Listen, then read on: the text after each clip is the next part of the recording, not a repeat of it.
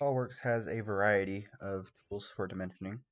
Smart Dimension will try to adapt to whatever you're trying to accomplish. So let's clear our tool. If we select a vertical or horizontal dimension, or a vertical dimension, angular dimension, this would be considered a baseline dimension since we're dimensioning from the same line. So Smart Dimension will try to adapt to whatever you're trying to accomplish. That's why it's called smart. It tries to think and figure out what type of dimension you're trying to create.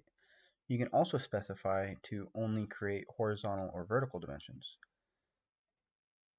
In some more complicated drawings, that can be a big help because sometimes it will try to snap into angular dimensions. If this was at like a small angle, it might try to snap into angle, and specifically you want a vertical length.